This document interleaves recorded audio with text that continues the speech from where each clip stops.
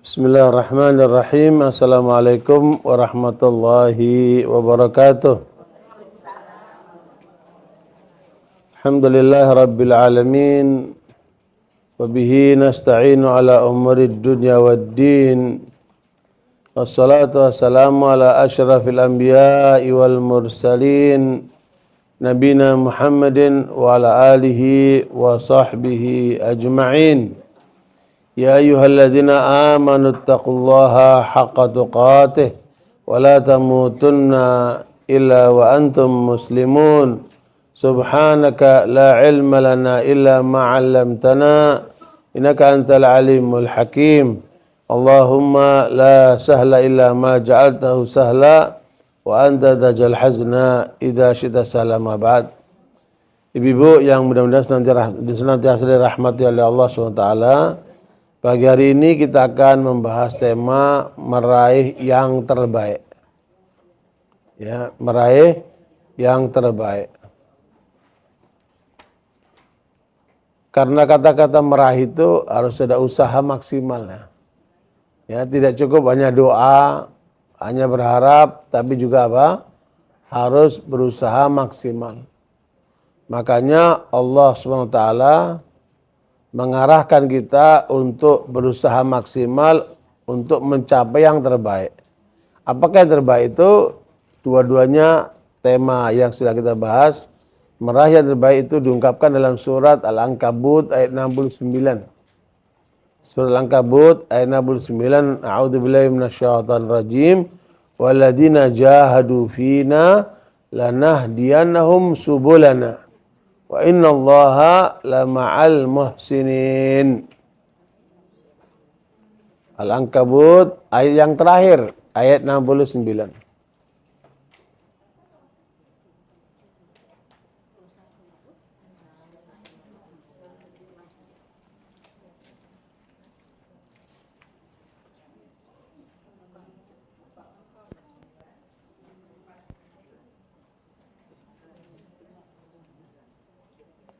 Yang ketemu dibaca terjemahnya, Bu.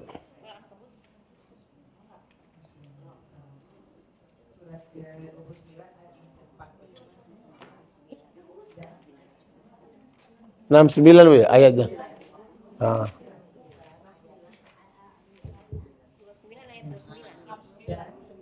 Orang-orang yang berjihad untuk mencari keridhaan kami akan tunjukkan kepada mereka jalan-jalan kami.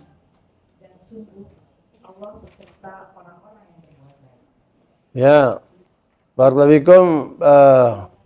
Allah mengajarkan kepada kita bahwa siapa yang berjihad dengan sungguh-sungguh, maka Allah akan memberikan jalan-jalan apa yang bisa menyelamatkan orang tersebut. Ya, punya jahada, mujahada berarti artinya bahwa bersungguh-sungguh mengupayakan tenang tenaga semaksimal mungkin untuk meraih apa yang dijanjikan oleh Allah SWT. Ya, yang dijanjikan oleh Allah apa, Bu? Kebahagiaan dunia dan keselamatan apa, Bu? Akhirat. Bahagia dunia, bahagia ke akhirat. Nah, itulah yang harusnya dikejar oleh manusia. Bukan sekedar hanya cari rumah, Bu, cari jabatan, cari mobil, cari aset. Ya, itu urusan duniawi, bahasa Al-Quran itu dianggap rendah. Ya, Bu, ya. Sekarang ini banyak orang salah jalan. Ya, cita-citanya, harapannya yang dikejar cuma urusan duniawi. Berarti mereka sedang mengejar yang rendahan.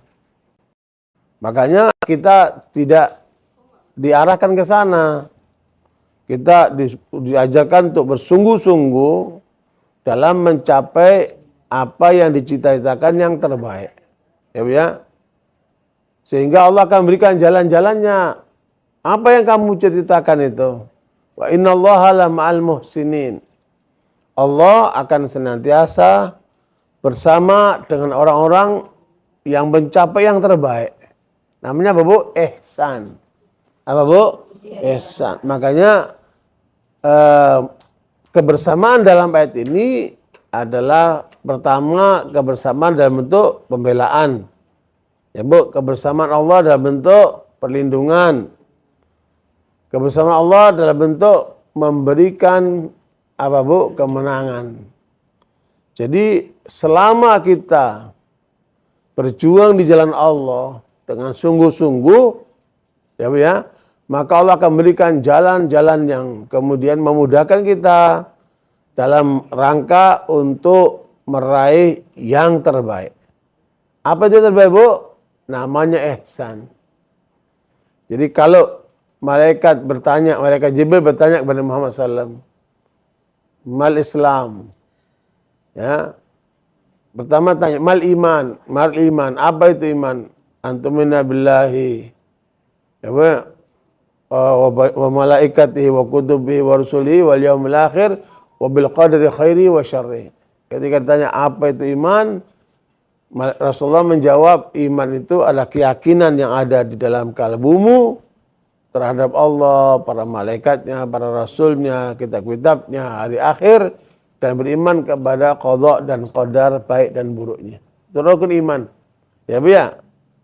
Rukun iman ini adalah apa Bu? Keyakinan yang ada di dalam diri seorang muslim. Nah, ketika ditanya mal Islam, Rasulullah menjawab, anta syahada an la ilaha illallah wa anni rasulullah. 2 kalimat syahadat. Nah, rukun Islam itu Bu, wa antuqimas shalah, kamu menunaikan salat 5 waktu. Ya, wa tasum wa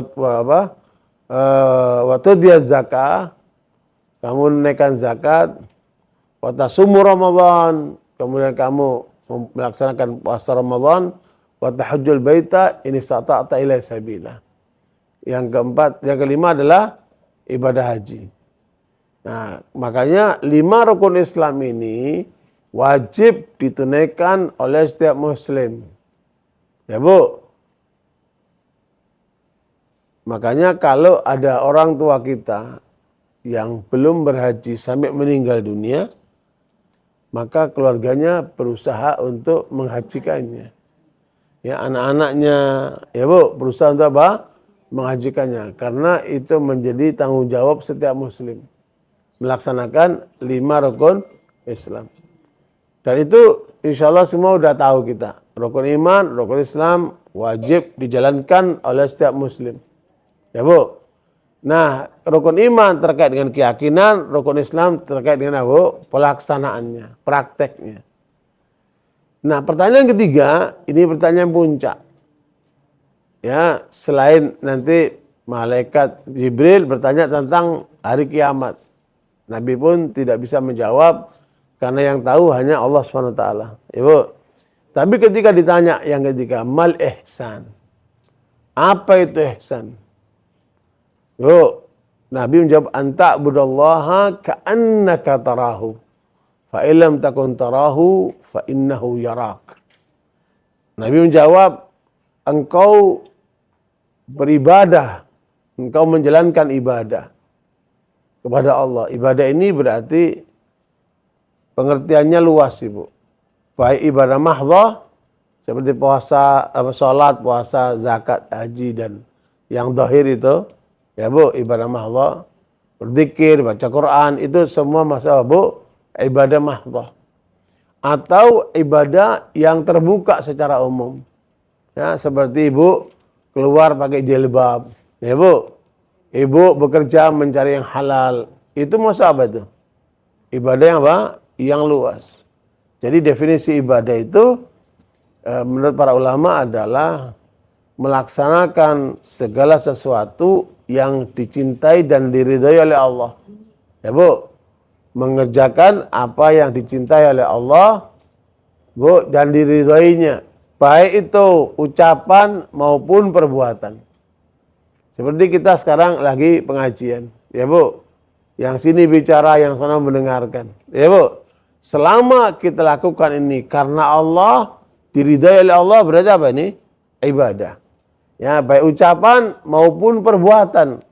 Ya, Ibu berinfak, bersedekah. Ibu mendidik anak-anaknya dengan benar. Untuk meraih ridha Allah sesuai dengan apa dicintai oleh Allah. Maka itu berarti apa, Bu? Ibadah. Jadi ibadah itu berarti apa? Luas sekali. Ya, ibadah itu luas sekali yang menyangkut seluruh aspek kehidupan. Ya, Bu ya. Dari mulai ibu balik yang ditanda dengan menstruasi ya sampai akhir hayat. Selama itu dilakukan karena Allah, maka bernilai apa? Ibadah. Ya. Nah, seringkali penghalangnya utamanya apa, Bu? Hawa nafsu, selain godaan setan, selain cinta dunia, selain karena salah pergaulan, ya Bu. Tapi yang paling dominan itu ada di dalam diri kita sendiri. Namanya apa?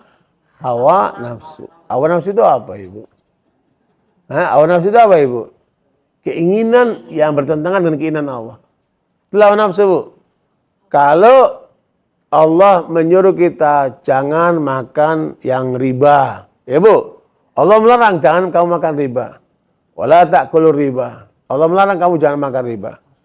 Tetapi ketika seseorang itu mengikuti hawa nafsunya, apa yang dilakukan? Dia makan riba. Ya. Allah mengajarkan kita supaya senantiasa jujur. Tapi ternyata orang mengikuti hawa nafsunya ngomongnya apa? Bohong. Berarti apa? Kehendak manusia itu tidak sesuai dengan kehendak Allah. Namanya apa, Bu? Hawa nafsu. Dan menurut Ibnu Qayyim, hawa nafsu yang paling banyak manusia melanggar Allah ada 5. Ya, Bu. Hawa nafsu manusia yang paling banyak melanggar Allah ada berapa, Bu? 5. Apa itu? Yang pertama nafsu makan. Ya, Bu. Yang pertama nafsu makan. Ketika orang makan dari yang haram atau makannya berlebihan, maka dia berarti apa, Bu? Mengikuti hawa nafsu. Nah, ini pembentuk hawa nafsu yang paling dahsyat nih.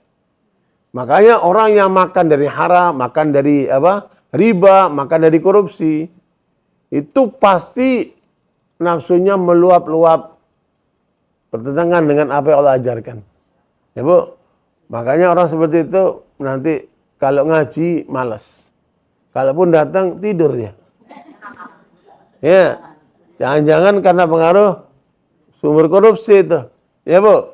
Doanya nggak dikabul sama Allah. Karena apa? Konsumsi dari yang haram. Ya. Ya, makanya Ibu lihat aja fenomena dalam kehidupan manusia ini kan. Selama dia makan yang haram, maka pasti hawa nafsunya apa? Meluap-luap dia. Ya. Mendorong dia untuk melanggar Allah. Mulailah sholatnya malas, mulailah ngajinya malas, mulailah dia senang dugem, mulailah dia senang ke hal-hal yang diharamkan oleh Allah itu. Dari mana mulanya, Bu? Dari makanan yang haram. Makanya dulu wanita-wanita salihah di masa lalu, ketika suaminya akan bekerja, keluar rumah, ya, Bu, satu saja nasihat yang disampaikan. Satu saja pesan yang disampaikan. Apa itu? Bilang begini, sayang, jangan kamu pulang membawa yang haram. Demi Allah, aku lebih baik lapar daripada kamu pulang bawa yang haram. Itu pesannya wanita-wanita yang saleh dulu. Sekarang banyak perempuan, pesannya maksudnya apa? Mumpung kamu jabat, ayo. Ya. Ambil yang paling banyak. Astagfirullahaladzim. Ya, Bu. Udah gitu. Kalau waktu siang udah masuk zuhur, tuh suaminya di kantornya masih meeting, masih rapat. Ya, Bu. Lupa kalau itu sudah waktunya sholat. Istrinya WA, sayang jangan lupa makan. Lah diingatnya makan bukan sholat. Ini ada ibu nggak beres begini nih kan. Ya, Bu, makanya ibu harus melakukan upaya untuk menjaga suaminya. Ya, Bu, meskipun dia bekerja tapi jangan meraih yang haram. Ya, jangan mengkonsumsi haram. Jangan pulang membawa yang haram karena itu akan menjadi bencana buat rumah tangga kita, Ibu. Kenapa? Nanti doa-doanya nggak dikabulkan sama Allah Taala. Lahirlah kekacauan-kekacauan dalam rumah tangga itu. Tidak jarang diawali dari sini, Bu. Apa, Bu? Makanan yang haram. Nah itu hawa nafsu dari situ mulainya. Nah, imma dia konsumsinya haram atau konsumnya berlebihan. Ya Bu, israf. Ya, karena berlebihan itu adalah godaan setan. Itu satu. Membentuk hawa nafsu ini Bu. Yang kedua, apa Bu? Minum. Minum yang haram. Minum yang berlebihan. Itu akan menumbuhkan hawa nafsu. Nanti orang itu kalau sudah suka minum, apalagi minum yang haram atau minum yang berlebihan, maka perilakunya pasti akan berlebihan. Ya, hawa nafsunya akan meluap-luap nanti, Ibu. Ya. Dua ini, Bu. Kalau perilakunya seperti binatang, karena binatang nggak kenal halal, haram. Kalau sampai manusia itu perilakunya seperti binatang, makan minum yang tidak terkendali. Ya Bu, apalagi bersenang haram, maka pasti hawa nafsunya apa Bu? Meluap-luap. Bahkan kadang-kadang seperti apa Ibu? Seperti ombak yang bisa menggulung Ibu. Kan? Makanya lihatlah perilaku orang-orang itu kan. Mudah mendalimi orang, mudah membuat kebijakan-kebijakan yang menyengsarakan rakyatnya. Itu dari sini sumbernya Ibu. Yang makan haram atau minum yang haram. Makanya jagalah diri kita, keluarga kita dari yang haram, terutama dari dua sisi ini Bu. Apa Bu? Makanan dan minuman. Karena itu melahirkan apa? Hawa nafsu yang meluap-luap. Nah, dari dua ini muncullah yang ketiga. Ya Bu, hawa nafsu ketiga apa? Seks yang nggak terkendali. Suka selingkuh, suka dugem, ya Bu. Suka ke arah maksiat. Ya, seksnya itu tidak terarah. Ya, seksnya Bu, apa namanya? Yaitu disalurkan ke hal yang haram. Ya Bu. Makanya binatang Bu, nggak ada nikah kan? Nggak ada binatang punya surat nikah kan? Kenapa? Dia akan lampiaskan dengan siapa saja yang didapat ke dalam di depannya. Apalagi yang namanya babi Bu. Dia nggak tahu ini ibunya, itu nggak tahu anaknya. Makanya kenapa kita diharamkan makan babi? Karena memang perilakunya jorok. Makanya jorok, perilakunya jorok. Ya Bu. Dan hasil penelitian terakhir, orang yang mengkonsumsi babi dalam kadar tertentu akan menghilangkan rasa kecemburuannya. Istrinya dicium orang nggak masalah. Ya Bu. Istrinya dibawa temannya nggak masalah. Ya Bu. Dia hilang kecemburuannya. Tuh, kenapa itu Bu? Karena suka makan haram. Na'udzubillah min dzalik. Sampai hilangnya kecemburuan. Nah, termasuk babi kan haram tuh. Diembat sama dia. Dan yang bahaya sekali, kita makan makanan tahu-tahu mengandung babi. Kita nggak tahu. Pengaruh nggak dengan perilaku? Pengaruh nggak dengan tabiat? Akan pengaruh. Mau makan bakso kah? Makan daging celeng kah? Iya. Ya, ini banyak dijual, tapi orang nggak tahu. Padahal dikira daging biasa, tahu-tahu daging celeng. Nah, udah bilang, celeng kan babi juga itu. Cuman dia babi liar. Jadi sekalian, ini 3 pembentuk hawa nafsu.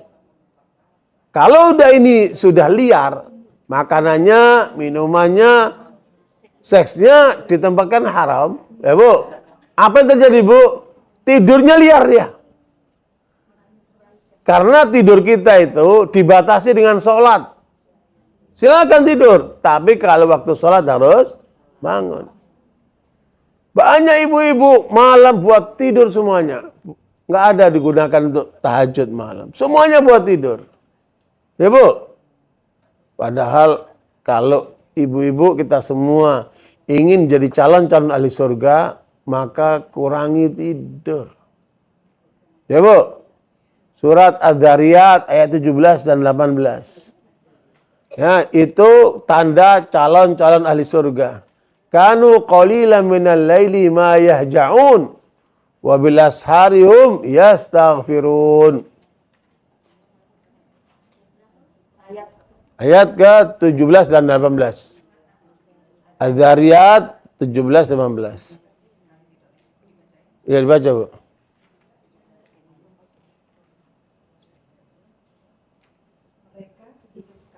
tidur pada waktu malam. Dan pada akhir malam, mereka memohon ampunan kepada Allah. Tuh calon ahli surga, Bu. Mereka mengurangi tidurnya untuk apa? Hajat malam. Untuk bermunajat kepada Allah. Ya, Bu. Jangan semua waktunya buat tidur. Yang parah ibu-ibu pada saat adzan subuh, itu suami bukan didorong ke masjid, malah dirangkul sama dia, dikasih selimut. Astagfirullahaladzim. Ini ibu nggak ngajak suaminya ke surga ini. Ya, Bu. Justru memalingkan dari surga. Ada nggak ibu kayak gitu tuh? Sini nggak ada, insya Allah. Ya, Bu. Tapi jangan sampai itu terjadi, Bu. Ya, makanya dorong suami itu kalau adzan ke masjid. Lebih bagus lagi oleh istrinya dibangunkan, ayo tahajud malam. Ya, karena rombongan kafilah sudah banyak berangkat duluan menuju surga. Kita ini menyusul, ayo bangun, jangan tidur terus. Ya, Bu. Nah, makanya orang yang tadi itu, Bu, apa, Bu? Berlebihan dalam makannya atau yang haram, berlebihan dalam minumnya atau yang haram. Ya, Bu, berlebihan dalam seksnya atau yang haram, maka akan lahir apa, Bu? Tidurnya tidak terkontrol. Hawa nafsu tidurnya luar biasa. Malam tidur, siang tidur, pengajian pun tidur ya. Tidur melulu. Kan rugi banget orang seperti ini kan. Habis waktunya buat tidur. Ya, makanya kalau bisa kurangi tidur, Ibu. Kenapa? Orang tidur itu hasilnya cuma niler. Kalau ilernya walet bisa dijual, iler kita apa? Ya. Dan jangan lupa tidur itu adalah mati kecil. Orang tidur itu sebenarnya dia sedang berlatih untuk mati yang sebenarnya. Jadi latihan mati apa, Bu? Ya tidur. Kalau ibu mau suka cepat mati ya tidur terus saja. Ya, Bu. Ngapain kita waktunya habis buat tidur? Rugi amat. Ya, Bu. Makanya kalau bisa kurangi tidur. Apalagi waktu malam. Bahkan Nabi mengatakan man qara'a fi lailatin 10 ayatin lam yuftaq minal ghafilin. Siapa dalam malam itu membaca 10 ayat, maka dia akan dijaga oleh Allah, tidak diganggu sama setan. Jadi sebelum tidur kalau bisa, Bu, baca 10 ayat. Wa man qara'a mi'ata ayatin kutiba minal qanitin. Siapa yang malam itu membaca 100 ayat, ya, Bu, maka sepanjang malamnya dicatat sebagai tahajud. Jazakallahu khairan. Terima kasih, Bu. Bu, ngapain, Bu? Sepanjang malamnya dicatat sebagai tahajud. Padahal lagi ngapain dia? Lagi tidur dia. Makanya kalau bisa jangan tidur sebelum baca Al-Quran. Nah, kalau sebelum baca Quran ngapain, Ibu? Wudhu dulu. Kalau mau tidur wudhu dulu. Ya, Bu, baru baca apa? Dzikir. Ya, bismikallahumma ahya, bismika amut. Allahumma inni aslamtu nafsi ilaika. Ha? Wa fawwadtu amri ilaika, wajjahtu wajhi ilaika, wa asnadu dhahri ilaika. Itu penyerahan diri semua kepada Allah waktu mau tidur. Ya, Bu. Kemudian baca Quran. Kalau bisa berarti, Bu, 100 ayat. Supaya apa? Minimal 10 ayat. Kalau bisa 100 ayat. Kenapa? Supaya malamnya dicatat sebagai tahajud. Lah ini nenek-nenek. Udah nenek-nenek kerja tidur aja. Rugi amat nenek. Terus pulang kampung bawa apa dia? Ya, Bu. Subhanallah. Nenek-nenek kalau kalau bersolek di depan kaca bisa 2 jam. Ngapain tuh nenek 2 jam tuh kawan? Sayang amat waktunya itu. Hah? Ya, Bu. Makanya yang kayak gitu-gitu yang sia-sia tinggalin dah, ngapain? Ya. Ustaz, maaf. Sebelum tidur atau sepanjang malam? Gimana? Jadi Nabi menyebutkan malam, bisa sebelum tidur, bisa setelah tidur. Yang jelas dibaca ketika malam. Ya, malam itu dari maghrib sampai sebelum subuh. Ya, itu namanya malam. Dari mulai maghrib sampai sebelum subuh. Terserah ibu kapan waktu kesempatan. Tapi paling bagus menurut saya sebelum tidur. Paling bagus apa? Sebelum tidur. Nanti ibu ngantuk, baru ibu tidur, lelap tidurnya. Ya. Dan selama tidur, ibu dijaga oleh Allah dari godaan setan dan pahala ibu mengalir terus sebagai tahajud. Apalagi ibu bangun untuk tahajud lagi, double itu ibu. Ya, double itu. Sebelum subuh udah bangun tahajud. Ya, ibu. Nah, sebelum azan, ibu sudah duduk di atas sajadahnya, ibu beristighfar. Astagfirullah, astagfirullah. Ibu istighfar sampai, itu ayatnya tadi kan? Untuk Allah ampunkan dosa-dosanya. Karena apa ibu? Ada 3 harapan orang mukmin. Hidup ini yang diharapkan itu untuk 3 hal ini ibu. Ya, apa harapan kita? Bu, sebagai orang beriman, 3. Bu, bukan harapannya cuma emasnya banyak supaya asetnya melimpah, simpanannya di bank, Pak. Enggak, Bu. Orang mukmin itu harapannya pertama diampunkan dosa-dosanya. Itu yang paling pokok itu, Bu. Ya. Adapun harta apa itu sarana semua itu, fasilitas saja. Bukan yang utama, Ibu. Makanya kita diajarkan untuk banyak apa? Istighfar. Nabi mengajarkan sehari 70 sampai 100 kali. Itu, Bu. Ya. Istaghfiru rabbakum innahu kana ghaffara. Yursilis sama alaikum midrara. Wa yumdidkum bi amwalin wa banina wa ja'al lakum jannatin wa anhara. Ya, itu diajarkan oleh Allah pada surat Nuh itu. Nabi Nuh itu mengajarkan kepada umatnya. Banyaklah kalian beristighfar. Karena dengan istighfar itu Allah akan turunkan hujan buat kalian. Dengan istighfar itu Allah akan berikan karunia, anak dan harta kepada kalian. Dengan istighfar itu Allah akan berikan taman-taman, kebun-kebun buat kalian bersenang-senang. Ya, Bu? Subhanallah. Dan dengan istighfar itu semua hidup ini menjadi lancar, Bu. Makanya banyak apa, Bu? Istighfar. Ketika Rasulullah sudah berhasil menundukkan atau menguasai Mekah, Ibu. Orang Islam berbondong-bondong masuk Islam. Apa kata Allah? Idza jaa nasrullahi wal fath wa ra'aitan nasa yadkhuluna fi dinillahi afwaja fasabbih bihamdi rabbika wastaghfirhu innahu kana tawwaba. Ya. Jadi ketika sudah menang, ketika sudah berjaya, jangan lupa banyak apa, Bu? Tasbih dan apa, Bu? Istighfar. Nah, itu harapan orang mukmin. Apa, Bu? Memperoleh pengampunan dari Allah SWT. Ini harapan orang mukmin itu, Bu. Yang kedua, harapannya apa, Bu? Mati husnul khatimah. Wafat dalam keadaan husnul khatimah. Ya. Dan Nabi menyebutkan ada 18 tanda orang meninggal husnul khatimah. Ya, Bu. Ada 18 tanda orang meninggal, Bu, husnul khatimah. Makanya kemarin ada kawan saya dari Australia telepon. Ternyata dia kerjanya di rumah sakit bagian darurat apa? UGD. Dan dia sering menemukan orang meninggal. Ngurusin orang meninggal. Dan apalagi di sana yang meninggal banyak orang kafir. Nah, kemudian saya terangin sama dia. Coba kamu baca ayat ke-50 surat Al-Anfal. Ya, surat 50 surat Al-Anfal.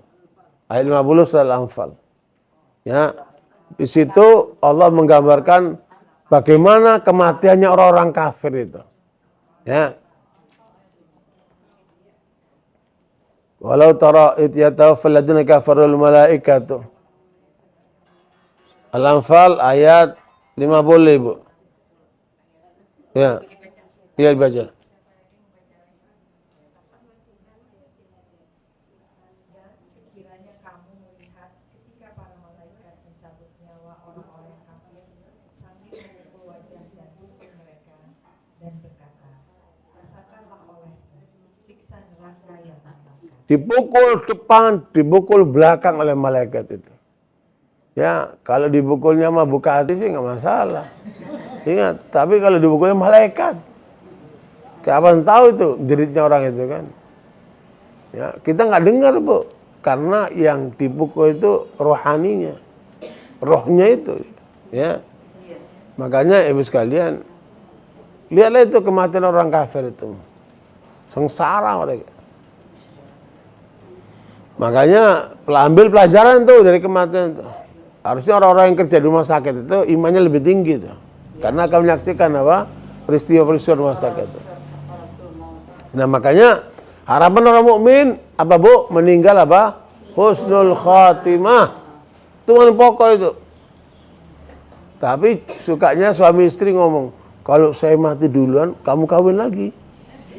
Lah ngapain ngurusin kawin lagi? Bahkan ada suami mendoakan istrinya cepat mati. Saya ketemu sama orang itu. Saya tanya, apa alasan kamu doakan suami istrimu cepat mati? Ya bu, apa alasannya? Saya tanya sama dia, apa alasan kamu kok doain istrimu cepat mati? Habis istriku banyak ngomong Pak Ustadz. Maksudnya ngomongnya itu nyakitin, ngomongnya menyinggung perasaan, ngomongnya kasar, dan ngomongnya itu pokoknya nggak enak lah didengar kata dia. Daripada nanti dia banyak dosa ngomong terus, mendingan mati aja kata. Lah haula, ada lagi gitu coba itu. Jadi makanya cucu mereka yang mengikuti mereka dalam keimanan, kami pertemukan mereka dengan anak cucu mereka di dalam surga, dan kami tidak mengurangi sedikit pun pahala amal kebajikan mereka. gimana caranya supaya anak cucu kita ikut masuk surga? Bu, harus dikuatkan imannya kata Allah. Jaga itu imannya itu. Ketika mereka masih berada di pangkuan ibunya, ketika mereka di sekolah, ketika mereka kuliah, ya bu, ketika mereka sudah berkeluarga, jangan lupa untuk mengingatkan keimanan buat mereka itu. Ya bu, supaya kumpul di surga. Itulah yang sebenarnya yang menjadi cita-cita setiap muslim itu ya. Setiap momen itu citanya bagaimana berkumpul dengan sekeluarga itu di surga. Ya. Jadi makanya semangat ini harus kita miliki semua ibu. Ya, supaya nanti kumpul di surga dan nanti menyesal manusia yang tidak terkumpul dengan keluarganya di sana. Ya. Nah, barakallahu kembali kepada hawa nafsu tadi itu. Penghalang ibadah kepada Allah. Ada berapa tadi bu sudah sebut? Ada 4. Faktor makan yang haram atau berlebihan, faktor minum yang halal dan berlebihan, seks yang haram. Kemudian apa bu? Tidur yang berlebihan. Nah, akibat dari 4 hal ini, apa yang terjadi bu? Ngomongnya tidak terkendali. Ya bu, makanya Nabi menyebutkan manusia yang paling banyak masuk neraka itu sebabnya karena ngomongnya tidak terkendali. Ya, makanya nasihat Rasulullah kepada kita semuanya, jaga lisanmu karena kebanyakan orang masuk neraka sebabnya adalah apa bu? Lisannya. Tapi lisan itu liar. Kenapa tadi bu? Ada 4 faktor penyebab ini bu. Ya, makanya perlu kita kendalikan lisan kita dengan mengendalikan 4 hal tadi itu. Jangan sampai melanggar Allah dalam urusan makanan, minuman, seks maupun tidur. Ya, tidur itu diantaranya apa bu? Melewati waktu sholat. Ya, baik itu adzan subuh maupun adzan-adzan yang lainnya. Ya, jangan sampai terhalang sholat karena tidur itu. Ya. Dan subhanallah ibu, Nabi mengatakan tanamu aini wala yanamu qalbi. Mataku tidur tapi hatiku tidak tidur kata Nabi. Itu Nabi, kelebihan buat Nabi. Hatinya itu selalu on dengan Allah SWT. Ya bu, tidak pernah off. 24 jam meskipun matanya tidur. Banyak dari kita matanya melek, hatinya yang tidur. Dia hadir di pengajian, tapi hatinya bukan di sini. Tahu kemana itu hatinya itu? Kabur. Ibu. Makanya ada ibu-ibu habis pulang pengajian ditanya sama temennya, tadi pengajian apa sih? Tahu tuh Ustaznya ngomong panjang. Kenapa? Orangnya hadir tapi hatinya tidak hadir.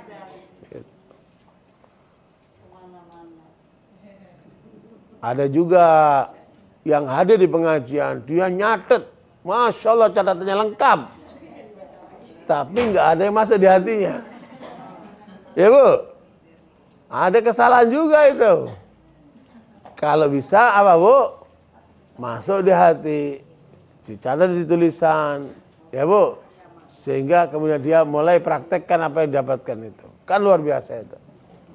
Nah, makanya ibu sekalian kembali kepada definisi apa Bu? Ihsan, yaitu engkau beribadah kepada Allah. Ibadah berarti apa Bu? Luas sekali ya. Ya, keyakinanmu yang tertuju hanya kepada Allah. Kemudian ucapan dan perbuatanmu karena Allah. Itulah ibadah Ibu. Ya, semua ucapan dan perbuatan yang kita perbuat karena Allah sesuai dengan apa? Aturan Allah, maka itulah yang akan menilai ibadah. Berarti apa Bu? Luas sekali. Jangan dikira ibu menjadi istri, ngurusin suami yang bawel, pesek, pendek, hitam. Ya Bu. Bu, sabar. Karena ibu dalam posisi sedang beribadah. Benar nggak Bu? Ibu melaksanakan tugas-tugas hidup. Selama itu karena Allah, maka berilah apa? Ibadah. Ya, sehingga karena itulah orang kalau sadar bahwa dia sedang hidup ini untuk ibadah kepada Allah, maka tidak ada yang perlu dikhawatirkan. Ya Bu, wa ma umiru illa liya'budullaha mukhlisina lahuddin. Surat apa itu? Al-Bayyinah ayat keberapa itu? Kelima ya. Ya. Al-Bayyinah kelima. Wa ma umiru illa liya'budullaha mukhlisina lahuddin. Al-Bayyinah. Ya.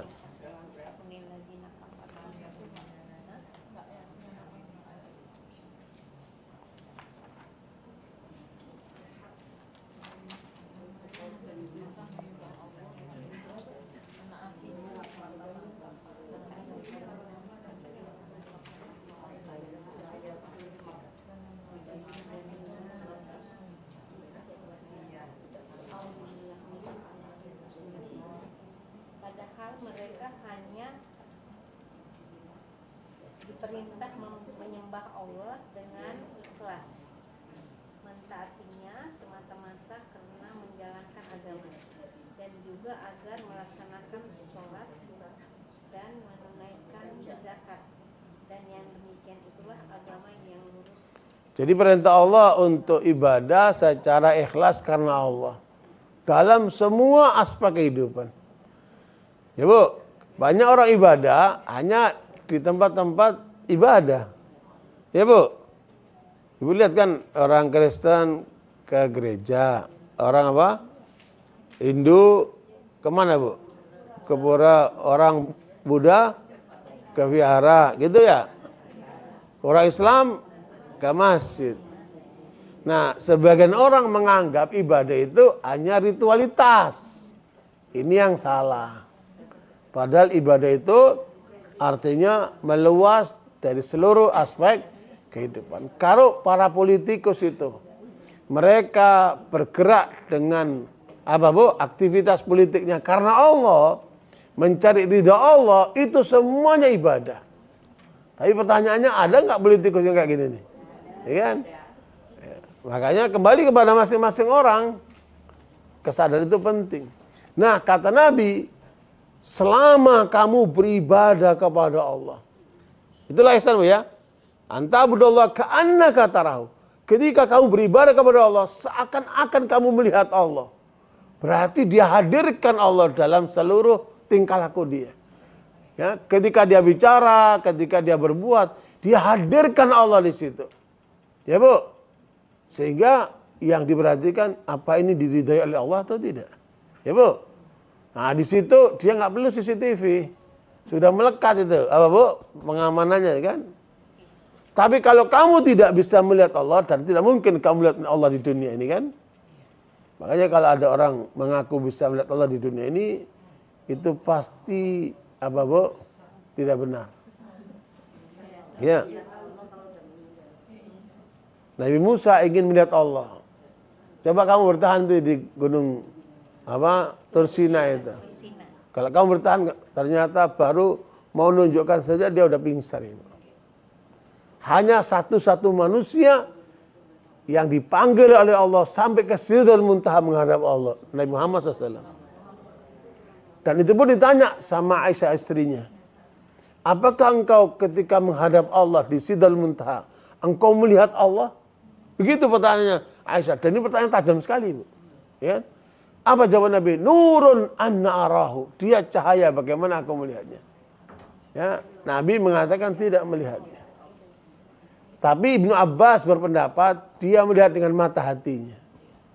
Karena selama hidup di dunia tidak akan mampu melihat Allah. Nanti di surga itulah kesempatan nikmat yang paling tinggi yang diperoleh oleh penduduk surga, apa Bu? Melihat Allah, menikmati itu. Wujuh yauma itu nadhirah ila rabbiha nadhirah. Pada waktu itu manusia mukanya cemerlang, dari saat itulah dia diperkenankan untuk melihat Tuhannya. Dan Nabi pun mengatakan, innakum sataruna rabbakum kama taronal hilal, kama taronal kama taronal qamar yaumal badr. Kamu akan melihat Tuhanmu nanti di surga seperti kalian melihat bulan di saat purnama. Terang. Ibu kelihatan kan kalau bulan itu di tengah bulan, makanya ada puasa apa? Ayamul bid, itu bulan lagi apa itu? Lagi purnama. Kata Rasulullah, kamu akan melihat Allah di surga seperti kalian melihat bulan ketika purnama.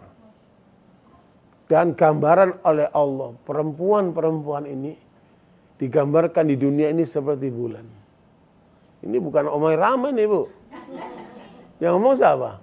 Allah. Di mana itu, Bu? Ibu seperti bulan selama di dunia itu seperti bulan itu di mana, Ibu? Hah? Surat apa?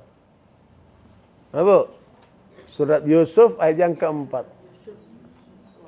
Idh qala Yusufu li abihi ya abati inni ra'aitu ahada asyara kaukaba wasyamsa wal qamara ra'aitum li sajidin. Ya.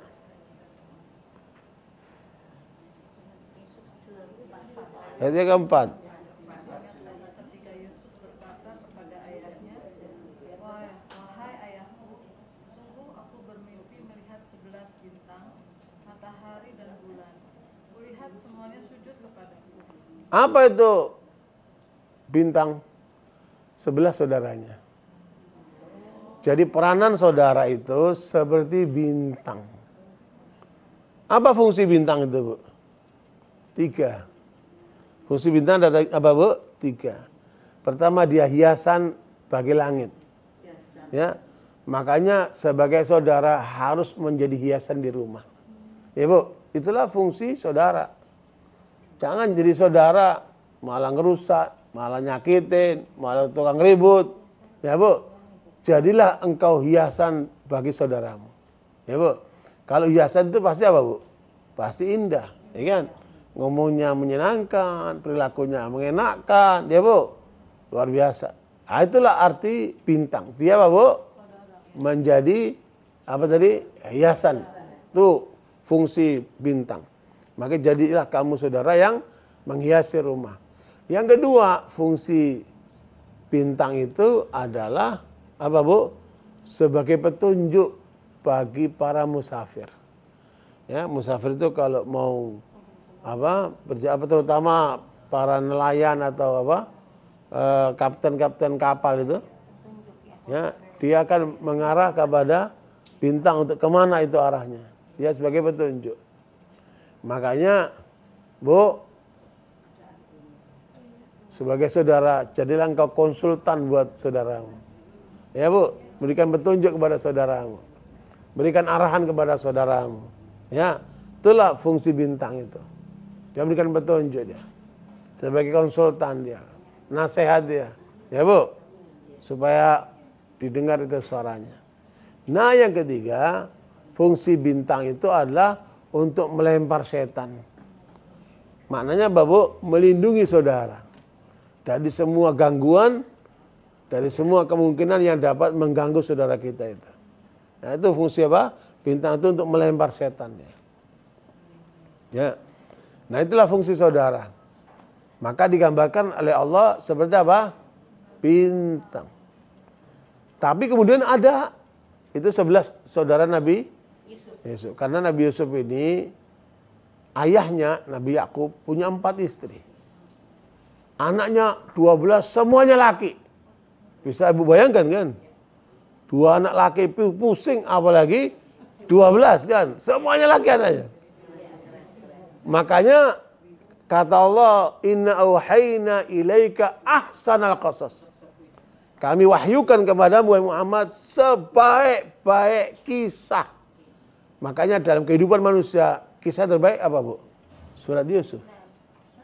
Surat Yusuf itu kisah yang terbaik dalam kehidupan umat manusia. Dan itu menceritakan tentang kehidupan rumah tangga seorang nabi yang istrinya 4, anaknya 12 semuanya laki. Dan terjadilah peristiwa yang dialami Nabi Yusuf itu. Saudaranya dibuang, Nabi Yusuf mau dibuang itu, mau dibunuh, akhirnya keputusan dibuang di sungai sampai Nabi Yusuf merana itu kan. Itu kisah tentang Nabi Yusuf Bu, ada 1000 lebih pelajaran. Ya, 1000 lebih pelajaran dari surat Yusuf itu. Makanya kalau kita ingin menggali ilmu, kalilah itu kisah Nabi Yusuf. Ya Bu ya. Kemudian itu peranan siapa? Saudara, ada 3 tadi ya.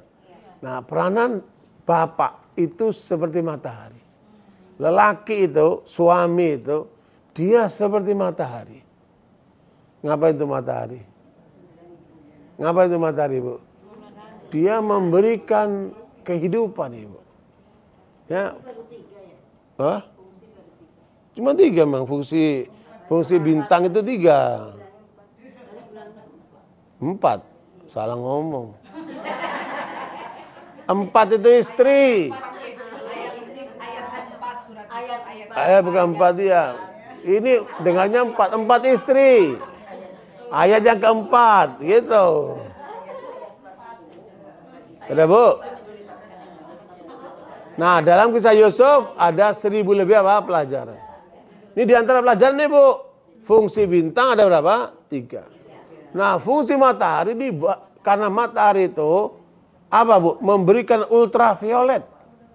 Ya, ibu-ibu yang tidak atau kurang memperoleh matahari itu pasti akan mengalami kelemahan di kulitnya, terjadi banyak masalah dalam diri orang itu. Banyak penyakit yang akan ditimbulkan. Karena matahari itu Bu memberikan vitamin apa itu? Ya, ultraviolet, vitamin D ya. Yaitu karena ultraviolet yang dibutuhkan manusia. Jadi matahari Bu, apa fungsinya? Memberikan kehidupan buat alam semesta ini. Ya, luar biasa. Begitulah peranan lelaki. Jadilah dia seperti apa Bu? Matahari. Dia menghidupi, dia memberikan vitamin, dia memberikan kehangatan. Itu lelaki itu Ibu. Ya, digambarkan oleh Allah seperti apa? Matahari. Tapi matahari itu dia pagi bergerak, maghrib sudah pulang. Jadi kalau suami pulang setelah maghrib, berarti dia bukan matahari lagi. Ya Bu? Bu, kalau matahari pulangnya sampai maghrib. Tuh samain sama suaminya itu. Ya Bu? Makanya Ibu lihat kan? Bu, Ibu lihat. Burung, ayam, binatang-binatang itu. Mereka pagi bergerak, ngikuti pola matahari. Ya Bu, pagi bergerak, maghrib sudah pulang. Yang namanya walet itu adalah burung yang paling jauh perjalanannya Ibu. Ya ke lautan, kemana dia nyari makan itu. Tapi maghrib sudah pulang di rumah. Tidak ada burung, ayam pulang setelah maghrib, nggak ada Ibu. Kecuali burung hantu ya. Iya, atau kelelawar. Keluarnya malam dia. Dia keluarnya malam, Pak. Iya, makanya suami harus diingatkan. Kamu seperti matahari, ini ayatnya nih. Kasih tunjukkan ayatnya. Seperti matahari. Bergeraklah kamu pagi, maghrib sudah pulang. Dan ikutilah pola burung. Nabi ingatkan kan, wa may yatawakkal 'alallahi haqqa tawakkulihi la razaqahu kama turzaqu tartakhnu khimasa wa tarahu bitana. Ya, kalau kamu tawakal kepada Allah benar, maka kamu akan diberikan oleh Allah rezeki seperti burung. Pagi bergerak lapar, sore sudah apa? Pulang sudah kenyang. Dan tidak ada burung pulang setelah apa? Setelah apa, Bu? Maghrib enggak ada. Maghrib sudah di rumah itu. Nah, ketika matahari pulang ke rumah, muncullah bulan. Lah ibu-ibu jam 7 malam udah teler. Bapak tadi katakan peranan Bapak seperti matahari. Yang pertama matahari memberi sinar. Memberikan kehidupan, memberikan kehangatan. Udah, tambah lagi terserah lah. Ya, Bu. Pasti banyak itu fungsi matahari kan? Iya, fungsinya banyak. Luar biasa itu matahari. Jadi boleh, Bu, lelaki itu seperti matahari, dia bergerak seperti pergerakan apa? Bulan. Makanya kalau lelaki itu istrinya 4, ya Bu? Bu, maksudnya apa Ibu? Dia boleh seperti matahari, bergerak ke kanan, ke belakang, sampai kanan. Kan boleh dia bergerak itu, tapi malam harus hanya dengan satu istri. Kenapa? Perempuan itu adalah bulan. Kalau lelaki seperti matahari, perempuan seperti apa? Bulan. Apa yang diberikan bulan Ibu? Bulan itu memberikan apa Bu? Kecintaan. Mana?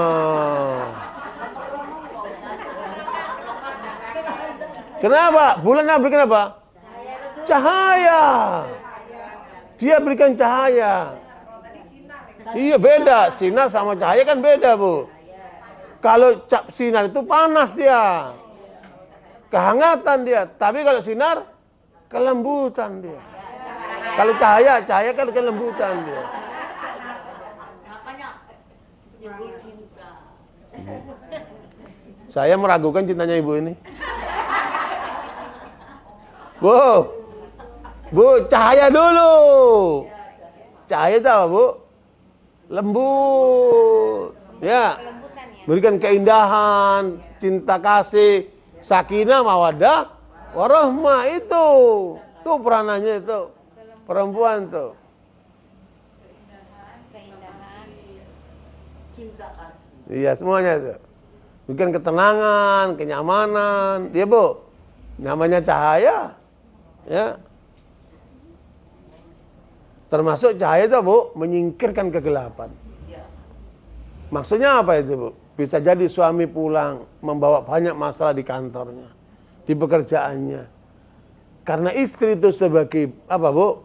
Bulan, dia membawa cahaya, menyingkirkan semua kegelapan yang dalam dirinya itu. Keren banget tuh.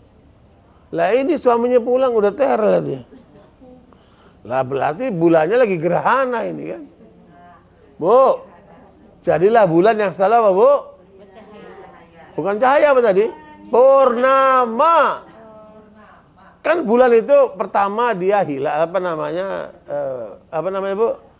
Hilal itu kan sabit dulu, kecil, terus besar. Ah, jadi purnama nanti mengecil lagi, gitu kan? Gitu. Kalau bisa ibu selalu bulan purnama, keren banget. Nah, ketika matahari bergerak bersamaan dengan bulan, perbedaannya itu akan menjadi indah. Artinya suami punya peran seperti matahari menyinari, melindungi, memberikan kehangatan, memberikan vitamin, ya Bu. Kemudian sang ibu seperti bulan yang menyambut malamnya dengan rapi, ya Bu, wangi. Ini baru pulang baunya bau. Bu, terus udah gitu ngantuk, anti tidur terus ya. La haula wala. Ya Bu, makanya ibu kalau tahu perannya itu pasti hebat. Ibu mainkan perannya seperti apa? bulan. Pasti hebat. Ya Bu? Sehingga memberikan cahaya yang lembut seperti itu.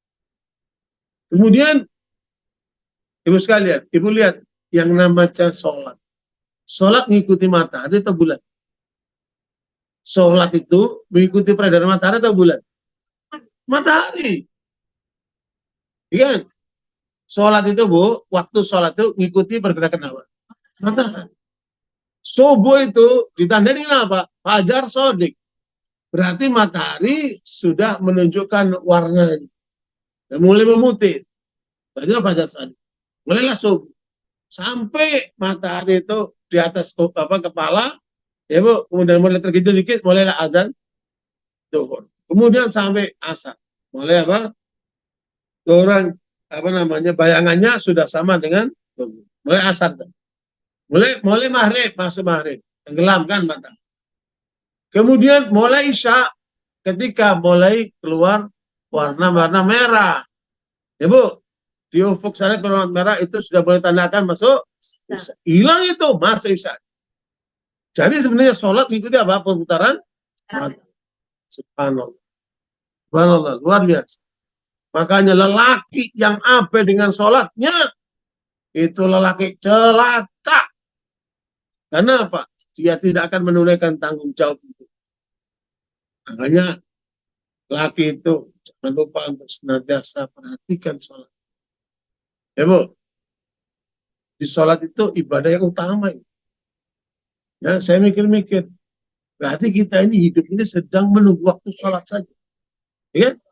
Yang lainnya itu kelengkapan. Kamu kerja, kamu makan, kamu istirahat, itu semua kelengkapan. Utamanya apa? Sholat. Tapi kalau orang abai dengan sholatnya, tunggu kamu di sholat. Ibu, makanya Imam Syafi'i mengatakan, kalau kamu lihat ada orang muslim tidak sholat, maka sholatkan dia. Sebenarnya dia bangkai berkeliaran. Coba ibu kalau punya suami nggak sholat, maknanya apa? Dia bangkai berkeliaran. Coba. Akhirnya kalau bangkai berkeliaran, apa ibu banyak? Gagak yang banyaknya. Ya Bu, zombie ya. Kayak banyak gagaknya tuh.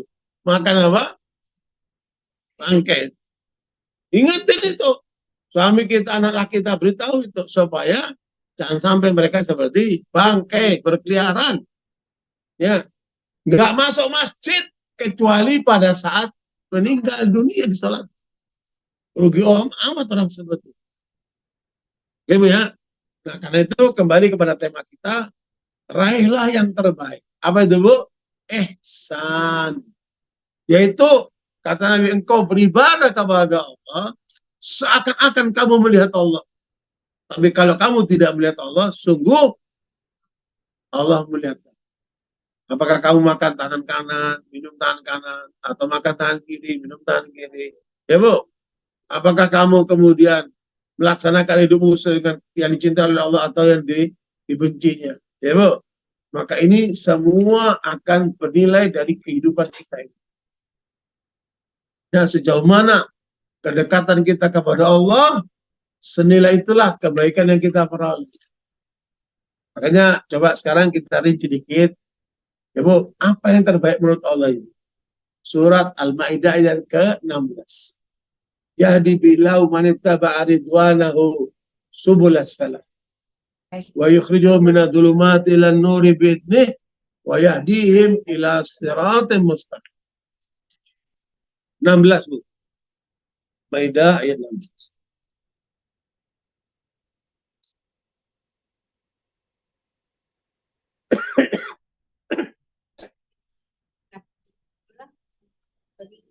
Pada orang yang mengikuti kerinduannya ke jalan keselamatan. Dan dengan kitab pula Allah mengeluarkan orang itu dari gelap gulita kepada cahaya dengan izinnya dan menunjukkan kepada yang menuju. Tempat saja Bu. Ya, raih yang terbaik yang Allah arahkan 4 saja. Pada ayat itu ada 4. Ya, yang pertama Alkitab di situ maksudnya apa itu? Al-Quran. Al-Quran itu membimbing kalian untuk meraih 4 hal kata. Yang pertama, raihlah ridho. Ya Bu, makanya anak tergantung daripada orang tua. Ya Bu, tergantung daripada baktinya kepada orang tua. Kenapa? Karena ridho Allah tergantung ridhonya orang tua. Istri tergantung daripada ridho suaminya. Kenapa? Ridho Allah bagi istri itu tergantung daripada ridho suami. Makanya ibu-ibu diajarkan oleh Nabi sebelum tidur, jabat tangan sama suamimu, minta ridhonya, jangan tidur sebelum suamimu meridhoi. Keren banget. Ya Bu? Hah? Untuk meraih ridho Allah. Itu pertama itu. Carilah ridho Allah. Bu, berapa banyak perempuan yang sudah lulus kuliah, tadinya berjilbab, cari pekerjaan, diterima di perusahaan dengan syarat lepaskan jilbab. Dia lepaskan jilbabnya demi untuk meraih gaji yang besar di perusahaan. Sekarang yang dia cari perempuan ini apa? Ridho pekerjaannya, ridho sama perusahaannya. Dengan mengorbankan ridho kepada Allah SWT. Rugi amat perempuan seperti ini kan. Ya Bu, makanya jangan kita beralih ridho kita kepada selain. Bu, ibu cari suami yang seperti apa? Dulu ketika ibu dapat suami itu ukurannya apa? Ya Bu, kalau cuma dia ganteng, kaya, pendidikannya tinggi, ya Bu, berarti yang ibu cari ridhonya ibu. Tapi kalau ibu mencari yang soleh, yang benar, yang jadi imam, ya Bu, maka ibu mencari apa? Ridhonya Allah. Maka nilainya kita tergantung daripada ridhonya Allah, bukan ridhonya kita. Makanya karena itu cocokkan keinginanmu dengan keinginan Allah. Itu ridho Allah. Ya, cocokkan keinginanmu dengan keinginan Allah. Itulah ridho. Makanya apa yang Allah ridhoi, maka kita ikuti. Dari mana kita tahu ridhonya Allah, Bu? Bu, ibu tahu ridhonya Allah dari mana? Bukan berkahnya, dari mana berkah? Ini nih. Ridho Allah dari sini, Bu. Nah, kita diarahkan. Laksanakan ini, tinggalkan itu. Cintai ini, benci itu. Apa di mana itu, Bu? Syariat Allah. Syariat Allah inilah adalah gambaran daripada ridho Allah. Ya, Bu. Kan yang suka nawar-nawar ibu-ibu. Ya, Bu. Allah katakan apa itu? Surat Al-Ahzab ayat 33. Waqarna fi buyutikunna wala tabarrajna tabarrujal jahiliyatil ula. Aqimna shalah wa atina zakah wa ati'na Allah wa rasulah. Idama yuridullahu liyudhiba ankum rijsa ahlal bait wa yutahhirakum tadhkira. Surat Al-Ahzab ayat 33. Itu arahan Allah untuk para ibu-ibu. Ya, terutama istri-istri Nabi. Itu arahan Allah. Ngapain, Bu? Al-Ahzab ayat 33. Itu khusus ibu-ibu tuh. Arahan Allah untuk ibu-ibu, terutama para istri Nabi. Ya. Apa itu, Bu, arahnya, Bu? Betul.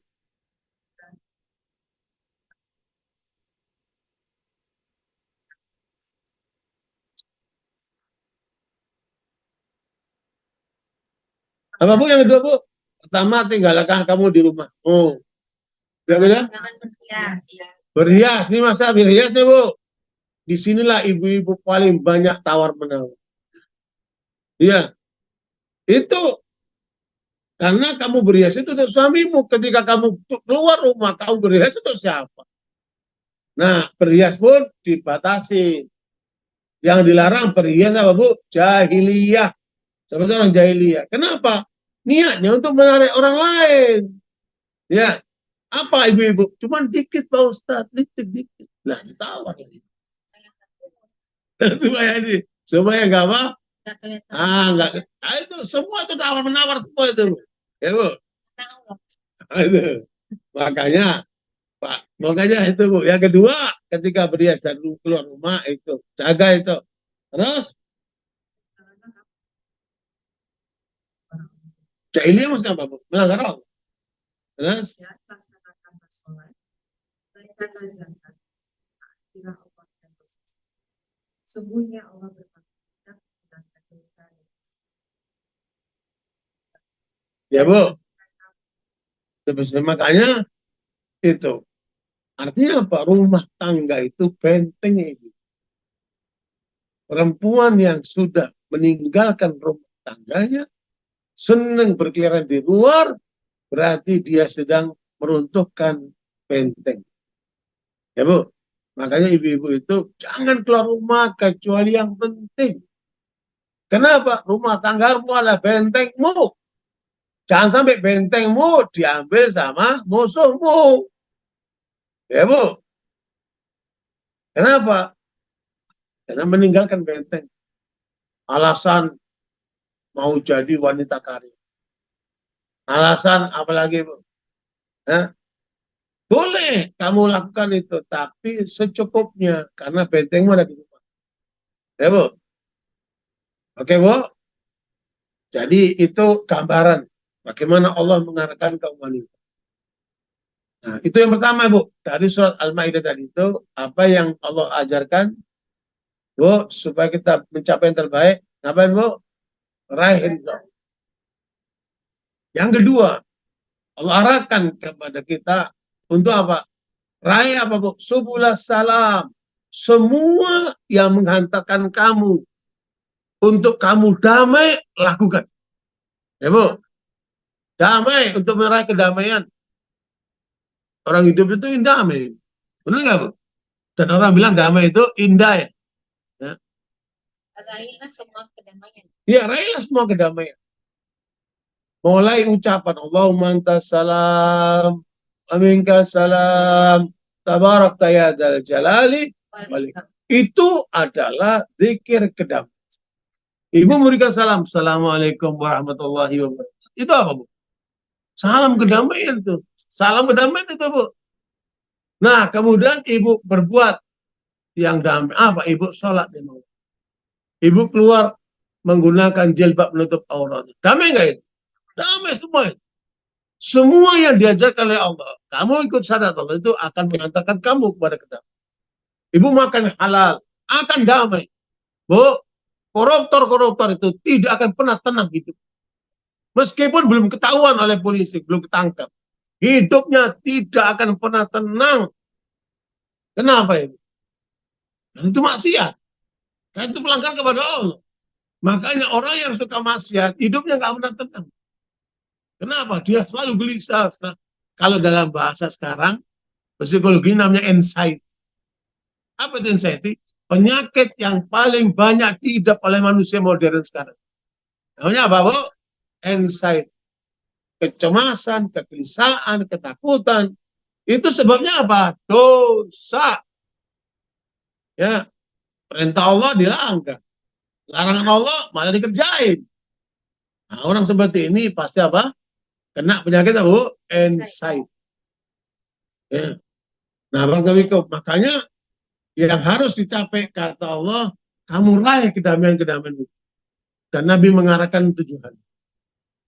Supaya kita damai, bahkan kata Nabi, sab'atun yajri lil abdi ajruhunna wa huwa fi qabrihi ba'da mauti. Kedamaian itu, kalau 7 hal itu dipraktekkan, dia damai sampai dalam kuburannya. Bu, orang banyak damai ketika hidup saja ya. Tapi Nabi mengajarkan, kamu damai sampai dalam kuburan. Lakukan 7 hal. Itu. 7 hal ini yang bikin kamu damai. Kata Nabi.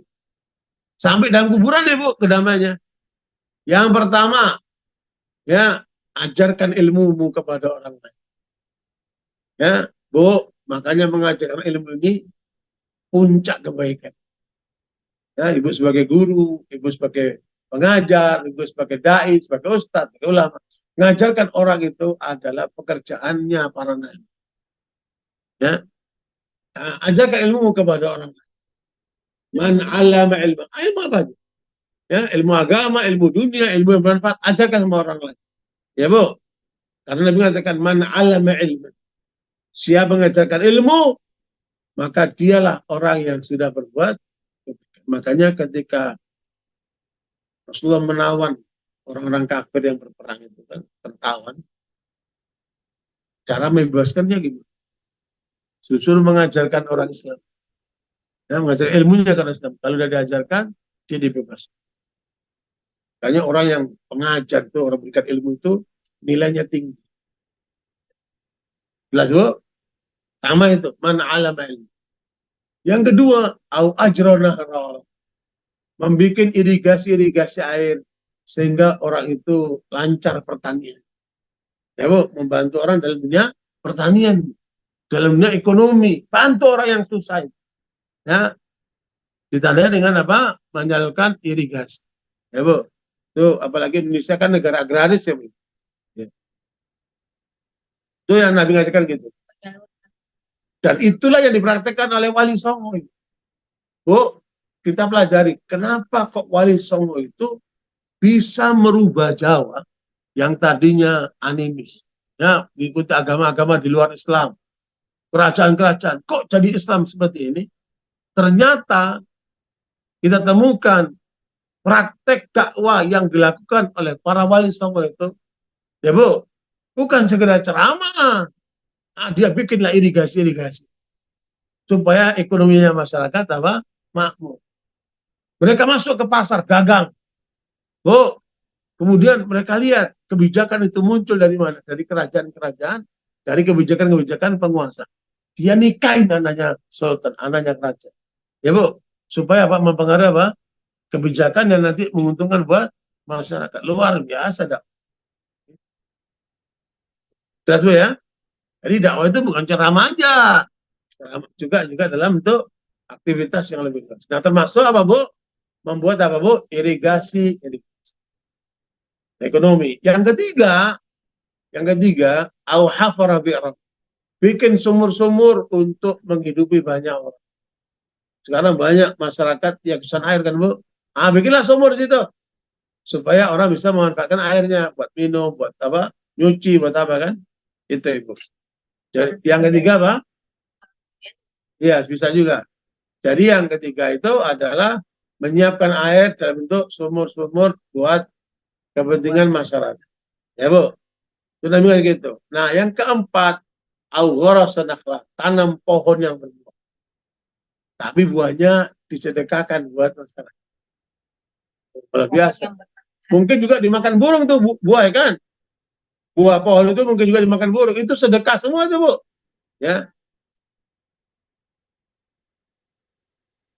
Itu, Bu, menanam pohon yang berbuah dan buahnya diberikan kepada masyarakat. Luar biasa. Kalau di Arab, itu Nabi memotivasi untuk menganjurkan yang ditanam itu pohon kurma. Makanya itu dipraktekkan sama Rojih Ibu. Rojih Ibu yang punya Bank Rojih itu, Bu, orang terkaya di Saudi, tapi hidupnya sederhana. Saya pernah lihat tuh, dia bikin markas-markas, namanya Aisyah, atas nama ibu. Luar biasa di Mekah. Wah, dia bikinkan hotel, dia bikin pasar, dibikinkan kegiatan buat, luar biasa tuh. Nah, di antaranya, Bu, dia bikin ribuan hektar di daerah timur Saudi Arabia, ditanam apa, Bu? Pohon kurma. Nah, Ibu kalau ke Mekah waktu Ramadan atau Madinah, itu kurmanya dari kebunnya orang ini. Gitu. Luar biasa itu kan. Makanya kalau kita bicara Allah kekayaan, jangan lupa itu tanam pohon yang berbuah. Buahnya apa? Disalurkan buat Allah. Oke, Bu, ya. Keberapa, Bu? Ketiga. Tadi keempat tadi ya. Sekarang kelima. Yang kelima, aubana masjid, membangun masjid. Ya, buat tempat ibadah, buat pengajian, buat apa? Orang meningkatkan ilmunya, ilmu agamanya. Ya, Bu. Buat kumpul umat di situ kan. Yang kelima apa, Bu?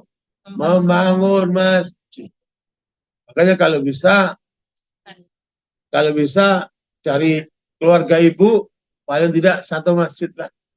Atas nama keluarga bikinlah satu masjid. Ya, kemarin sepupu saya bikin masjid di Jawa Timur atas nama keluarganya. Masjid atas nama keluarganya. Bagus sekali. Nah, buat contoh yang lain-lainnya. Jangan sampai keluarga besar tapi gak punya masjid. Coba lah masjid atas nama keluarga. Ya. Nah, kemudian yang keenam, awaratha mushaf. Apa Bu? Mewakafkan mushaf. Bagilah mushaf itu. Nah, membagi mushaf itu murah Bu. Satu mushaf itu paling harganya 50.000, 60.000, ya. Ambillah itu. Satu kardus ke 1.000 ke, bagikan gitu ke daerah-daerah yang membutuhkan apa? Mushaf itu. Supaya mereka baca Quran. Ya. Ya Bu. Jadi yang keenam apa Bu? Membagi mushaf, mewakafkan mushaf. Ya Bu. Nah, yang ketujuh, autaraka waladan jada'ula. Menyiapkan anak-anak yang soleh. Ya. Nah, kalau bisa setiap rumah ibu ada satu anak yang hafal Quran. Ada satu anak yang menyuarakan Islam. Wah, keren banget. Ya, Bu. Karena anak ibu diarahkan semua jadi dokter, insinyur, urusan duniawi melulu. Ya, Bu. Padahal ada satu anak yang disiapkan untuk apa, Bu? Calon dai, calon ustaz, calon ulama. Hafal Quran. Wah, luar biasa. Ya. Dan ini akan terjadi di perubahan umat ini kalau setiap keluarga menghasilkan satu anak yang menyuarakan Islam. Luar biasa. Oke Bu ya, jadi itu berapa? Tujuan. Itulah jalan kedamaian yang diajarkan Nabi SAW. 7.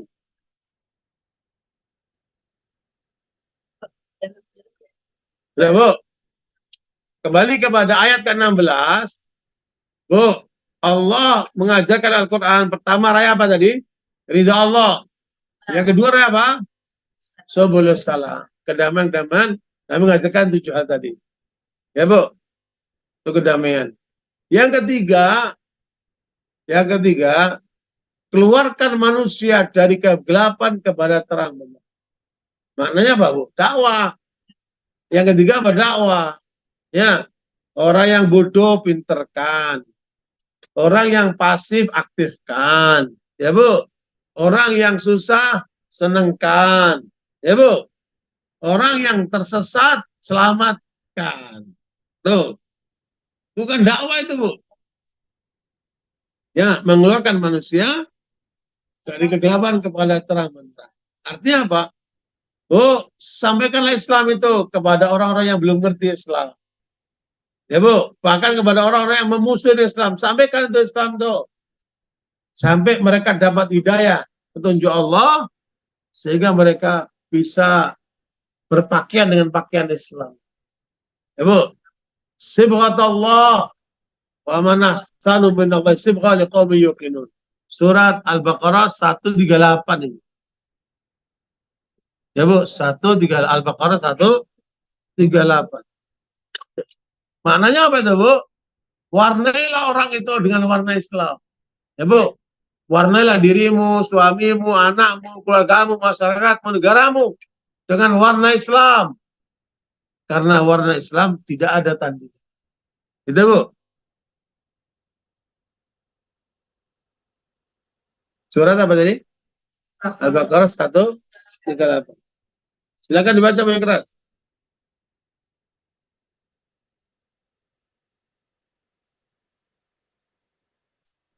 Apa yang padanya? Oh, itulah warna Islam.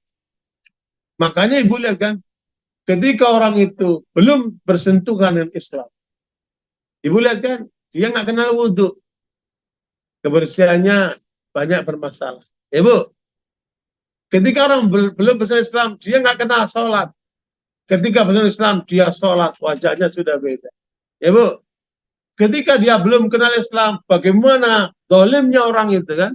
Mungkin dia preman, mungkin dia pemimpin yang zalim. Tapi ketika dia bersentuhan Islam, maka dia tegakkan keadilan. Luar biasa. Ya, ketika belum kenal Islam, akhlaknya mungkin buruk. Kata-kata mungkin kasar. Ketika dia bersentuhan Islam, menjadi orang yang akhlaknya mulia. Ya Bu, yang semua orang mau dengarkan kata-katanya. Luar biasa. Nah itulah warna Islam. Nah kita ini Bu, diberitahukan oleh Allah. Kamu lakukan itu. Suarakan Islam itu. Ya Bu, sebarkan Islam itu. Lepaskan manusia dari kegelapan yang mereka sedang alami. Menuju kepada, apa Bu? Keindahan Islam. Maka jadikan anak-anakmu duta-duta Islam. Jadikanlah apa keluargamu jadi duta-duta Islam. Luar biasa. Orang yang dikejar mau diplomat. Tapi diplomatnya bukan untuk Islam. Untuk yang lain. Coba kan lahirkan dari keluargamu. Diplomat Islam. Dahsyat. Itulah warna yang Allah inginkan kepada kita. Sekarang orang banyak maunya warna emas. Meskipun perak diserpu emas. Supaya tampil seperti emas. Ya Bu. Nah gitu ibu manggil suaminya Mas Karebet lah, Mas apa. Bu, padahal sibghah terbaik apa Bu? Sibghah. Itulah apa Bu? Warna Islam. Bu, Amerika melihat ancaman terbesar bagi peradaban Amerika adalah Islam. Apa yang mereka lakukan Bu? Pertama mereka menjadikan Islam ini teroris. Untuk mereka hancurkan, ternyata gagal. 2021 Amerika telah membuat pernyataan sikap bahwa kami telah salah menjadikan Islam dan umat Islam sebagai musuh Amerika. Kami tarik diri, kami bebaskan semua tuduhan itu. Amerika tidak lagi menjadikan Islam sebagai teroris. Itu pernyataan Amerika resmi. Amerika. Ya, Biden apa itu kan? Amerika ya. Tetapi di balik itu mereka tetap menyatakan Islam sebagai ancaman bagi peradaban Amerika. Terus bagaimana caranya? Kami dapat ini informasi dari profesor Islam di Amerika. Ya, profesor ini adalah rektor di Islamic International Open University. Bahwa Amerika merancang. Berikutnya adalah ingin membuat warna-warni dalam Islam. Nanti ada Islam Nusantara, ada Islam Arab, ada Islam Cina, ada Islam Eropa, ada Islam, begitulah mereka. Ini adalah strategi jahat Amerika terhadap umat Islam. Ya Bu, dan itu sedang berjalan nggak? Sedang berjalan. Muncullah itu Islam macam-macam itu kan. Namanya Islam warna-warni. Ya, target mereka akan muncul Islam apa? Warna-warni untuk memecah Islam. Makanya kita sadar tuh Bu. Ya, tetapi tetap Islam tidak akan pernah dibendung oleh mereka. Menurut Pew Research Center, lembaga kajian riset Pew, diperkirakan di 2070 jumlah umat Islam akan menempati nomor 1 itu. 2070 Islam akan menjadi dipeluk oleh masyarakat dunia terbanyak di dunia. Beda lagi, itu kan kerja mereka, kerja setan nih Bu. Tetapi perkembangan Islam akan pesat dan dahsyat. Bu, apa yang terjadi hari-hari ini Bu? Sebelum penyerangan Gaza ke Zionis Israel 7 Oktober, itu umat Islam yang masuk Islam, manusia yang masuk Islam itu di dunia cuma 80 orang. Di Eropa saja itu setiap hari kira-kira 80 sebelum peristiwa Gaza. Setelah peristiwa Gaza, dunia melek. Ya Bu, anak-anak, remaja, ibu-ibu, bapak-bapak, hancur rumahnya, dibom sana sini, dibunuh keluarganya. Tapi apa kata mereka? Kami masih punya Allah. Mereka senyum, kami masih punya Allah. Dan itu membelalakkan. Ini agama apa diikuti oleh mereka? Asyad Ibu. Apa akibatnya? Apa akibatnya? Setiap hari 400 orang yang masuk. Di Eropa saja Bu. Dan yang terjadi sekarang nih Bu, sejak penyerangan 7 Oktober sampai sekarang, di Perancis saja sudah masuk Islam 200.000 orang. Dasar. Di sana dibunuh, di sini hidup Ibu. Itulah Islam. Tidak mungkin dibendung. Ya, apalagi orang-orang Islam ini nggak ngantuan. Orang Islam ini yang jadi duta Islam, dahsyat. Ya Bu, ini ngomong kenceng aja masih ngantuk Bu. Gimana kalau lemas ngomong? Ya. Bu, jadi apa tadi, Bu? Kalau kita menjadi duta-duta Islam, akan terjadi perubahan besar di dunia ini. Maka kata Nabi apa? Saya belum hadad din ma balagha laili wan nahar bi'izzi azizin aw dhilli dalil. Islam ini akan sampai ke penjuru dunia selama di sana ada malam ataupun siang. Ya, selama di situ ada malam dan siang, pasti Islam masuk. Artinya apa, Bu? Seluruh penjuru dunia. Kan? Nah, inilah yang harus kita capai, kemudian kita upayakan. Itulah yang ketiga, Ibu. Dari apa? Tujuan yang Allah inginkan supaya kita menjadi yang terbaik. Yang keempat, wa yahdi ila siratal mustaqim. Ya, Allah mengatakan terbaik apa? Kamu selalu berada di atas garis yang lurus. Jadi ada 4, Bu, ya. Mencari ridha Allah, meraih apa, Bu? Subulus salam. Yang kemudian apa, Bu? Menyuarakan Islam, dakwakan Islam dan mendakwakan Islam. Yang ketiga, yang keempat, Bu? Berada di atas garis yang ihdinas siratal. 17 kali kita berdoa minta sama Allah dalam salat-salatnya wajib. Kan? Ya, ditambah dengan 12 kali salat sunnah qabliyah ba'diyah, kan? Dari 29 kali. Nah, itulah yang Allah ajarkan supaya kita mencapai yang terbaik. Kamu harus selalu berada di atas garis yang lurus. Apa garis yang lurus, Bu? Bu, apa garis yang lurus, Bu? Ilmu dan amal. Nah, garis lurus, Bu? Makanya kalau beramal harus dasarnya ilmu. Kalaupun dapat ilmu harus diamalkan. Gitu, Bu. Jelas, Bu, ya? Mudah-mudahan bisa ditangkap. Tema kita sudah selesai. Ya, agar kita meraih yang terbaik. Barakallahu, sebelum ditutup, ini ada rombongan yang sedang sakit ini. Ibu Bait, Bu Cini, Ulin, ibunya apa? Bukannya Bu Rasmi, ini keluarga Jama, Bu Museno, ini ibunya bapaknya Mbak Nono, ya.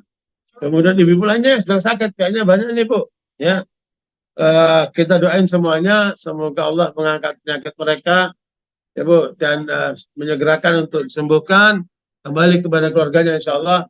Kita baca Al-Fatih. Bismillahirrahmanirrahim.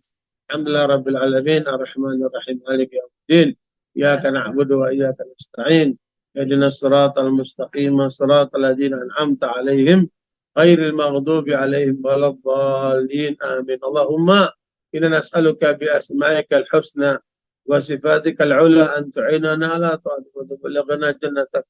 Allahumma rabban nas anta syafi la shifaa illa shifaa'uk, ishfi haula al-ummahat al-maridat شفاء لا يغادر سقما. اللهم احسن اليهم، اللهم وفقهم ما تحب وترضى، اللهم اشفهم شفاء مؤجلا، اللهم ثبتهم بالقلب ثابت في الحياه الدنيا والاخره، اللهم اجعلنا معهم برحمتك يا ارحم الراحمين.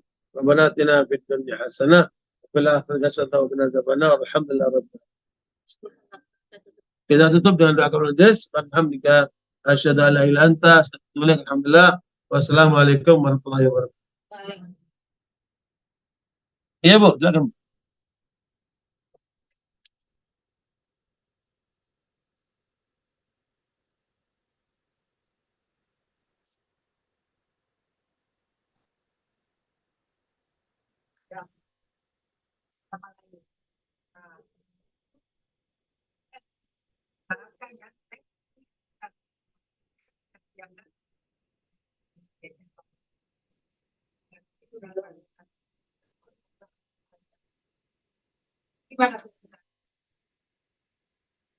Ya, Bu.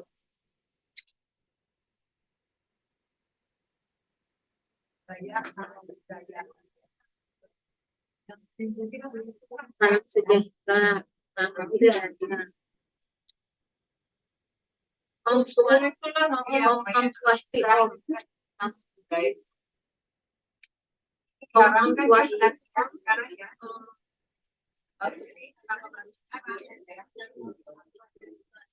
Ya, Bu. Jadi dalam Islam itu ada 5 hal. 5 hal. Yang pertama, dalam agama Islam itu ada 5. Yang pertama itu tauhid. Itu ruhnya agama. Tauhid tidak boleh kita menyimpang dan tanda menawar. Yang kedua, hayatuddin, yaitu memahami Al-Quran dan Sunnah. Kehidupan beragama itu dalam pola orang itu memahami Al-Quran dan Sunnah. Yang ketiga, dawauddin, obat agama. Nah, obat agama itu diantaranya fatwa ini, Bu. Fatwa itu ada salah satu daripada obat agama. Nah, MUI telah mengeluarkan fatwa itu. Berarti dia obat apa, Bu? Agama. Nah, yang keempat, penyakit agama. Apa penyakit agama, Bu? Aliran-aliran sesat yang menyimpangkan manusia itu. Itu penyakit agama. Dan yang kelima, kehancuran agama. Apa itu, Bu? Sihir dan perdukunan. Makanya kalau orang Muslim terhubung dengan sihir dan perdukunan, berarti hancurlah agama. Ya, Bu? Kalau dia terlibat dengan sesat, berarti, Bu, menyimpang dia. Makanya kita luruskan. Nah, poin yang ditanyakan oleh bukannya itu yang ketiga, fatwa MUI yang dalam fatwa itu mengarahkan umat Islam, kalau Anda pejabat, kalau Anda itu penguasa, kalau Anda itu orang yang dikedepankan pada saat kemudian memberikan pidato, ceramah, pengarahan, tidak boleh mengucapkan salam dengan agama lain. Karena apa yang kamu ucapkan itu harus lahir dari keyakinanmu, bukan keyakinan orang lain. Toleransi itu dalam urusan kemanusiaan. Lakum dinukum. Kalau ada urusan agama, itu lakum dinukum waliyadin. Toleransi urusan kemanusiaan. Karena ini menyangkut agama, yang kamu ucapkan harus sesuai dengan keyakinanmu, bukan keyakinan orang lain. Karena itu bisa mencederai keyakinanmu. Jangan mencampur adukan antar agama. Gitu, Bu, ya. Sehingga itu benar fatwanya, supaya kita menyampaikan sesuai dengan keyakinan. Karena waktu zuhur sudah tiba, insya Allah kita diskusi lanjut sambil makan.